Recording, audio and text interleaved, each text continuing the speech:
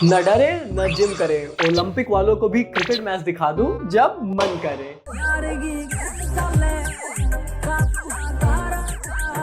सब लोगों ने सोचा कि इंडिया और श्रीलंका के बीच मुकाबला है, वो भी ओडीआई फॉर्मेट में, तो क्या ही मैच होगा, ये तो बोरिंग ही है। लेकिन जैसा भाई भी बोलते हैं ऐसे कैसे, जब कोई जीतेगा मुकाबला तो तब बोरिंग होगा ना। क्या होगा अगर मैं मुकाबला ही टाई करा दूं? बस फिर क्या था, 14 गेंदें हमारे पास थी, 2 विकेट हाथ में थी, मात्र 1 रन बनाने थे, लेकिन हमारे दोनों बल्लेबाज आउट हो गए।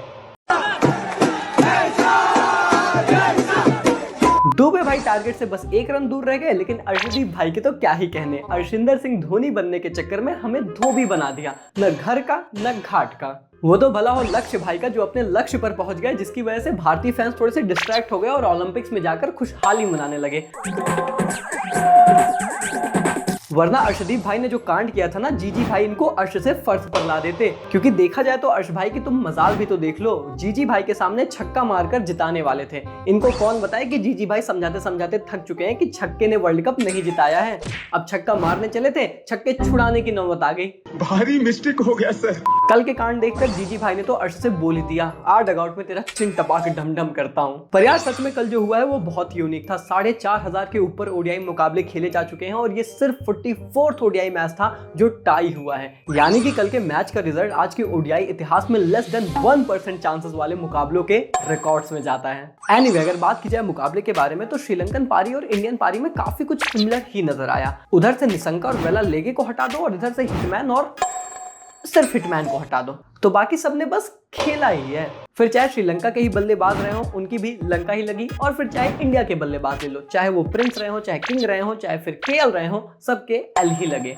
आपसे बेटर उम्मीद किए थे हम। हाँ, पर इन सब के बीच अगर देखा जाए तो सिराज भाई चाहते तो श्रीलंका को अपने दम पर डिस्ट्रॉय कर देते, पर वो कल थोड़ा सा नाम के चक्कर में डिस्ट्रैक्ट होते नजर आए। अब यार एक ही मैच में सिराज और सिराज दोनों थोड़ी खेलेंगे। मोहम्मद सिराज ऑफिशियल जो मैं यूज करता हूँ, मोहम्मद सिराज ऑफिशियल पेज है, वो भाई के सब पे गए। लेकिन इन सब के बीच एक बंदा जिसको गंभीर भाई ने स्पेशली डिस्ट्रैक्ट बिल्कुल नहीं होने दिया, वो थे हमारे पराग भाई। पराग भाई वर्ल्ड कप देखना नहीं चाहते थे, जीजी भाई ने बोला तुझको तो मैं बायलैटरल दिखाऊंगा, वो भी स्टैंड में बिठाकर। अब समझ में आया इनको दोनों फॉर्मेट में क्यों सेलेक्ट किया गया था। एनीवे यार, एक समय पर श्रीलंका की पारी काफी कुछ स्ट्रगल करती नजर आ रही थी। लगभग 102 पर उनके 5 आउट हो गए थे और हमें ये लग रहा था कि ज्यादा कुछ ये नहीं बना पाएंगे। लेकिन फिर आते हैं वेला लेगे साहब, और भाई ये यंग लड़का जिस तरीके से बार बार इंडिया के अगेंस्ट परफॉर्म करता है, मेरे को तो समझ में आ गया है कि ये आगे चलकर बड़ा सुपरस्टार बनेगा। ऑलराउंडर है और ऑलराउंडर की भूमिका निभाई। बैटिंग से यार इतनी टफ सिचुएशन पर जिस तरीके से बैटिंग परफॉर्मेंस किया, 230 रन बनवाए, जो कि एक बहुत ही सम्मानजनक स्कोर था और इस पिच पर यहाँ पे फाइट हो सकती थी। इसके बाद आती है भारतीय टीम की बल्लेबाजी, और भारत की तरफ से एक बार फिर से भाई हिटमैन ने तूफानी शुरुआत दिलाई। और जैसा आप लोग जानते हो कि भाई हिटमैन तो अब ऐसी बल्लेबाजी कर रहे हैं कि उनके हेटर्स कहते हैं ये बंदा बैट में चिप लगा कर आता है, नहीं तो कोई इतना कंसिस्टेंट कैसे हो सकता है, वो भी इतनी कठिन पिच पर हाँ भाई, हमारी तरफ से बस हिटमैन ही चलता है और उनके अलावा कोई और नहीं चमकता है। जब शिवम दुबे चलते हैं तो लगता है कि मुकाबला अब जीत ही जाएंगे, लेकिन फिर आते हैं अर्शदीप भाई और उसके बाद की कहानी तुम जानते हो।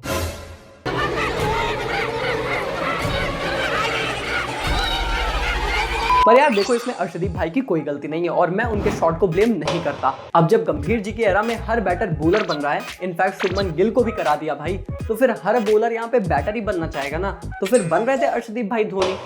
अब उनको क्या पता था कि धोनी बनने के चक्कर में उनसे अनहोनी हो जाएगी। एक छक्के ने वर्ल्ड कप नहीं जिताया। लगता है लड़के का पंजाब किंग्स वाला ब्लड जाग गया था, अच्छे खासे मैच को कर दिया। पर हाँ, मैच के बाद अर्शदीप भाई से मेरी जरूर मुलाकात हुई। मैंने उनसे पूछा तो उन्होंने बोला कि पाजी छक्के तो मैं मार देता, लेकिन फिर मुझे याद आया कि ये तो जीजी साहब कह रहा है और जीजी साहब हर दिन मुझसे यही कहते हैं कि बेटा एक छक्के ने वर्ल्ड कप नहीं जिताया था। तो फिर मैं आउट हो गया।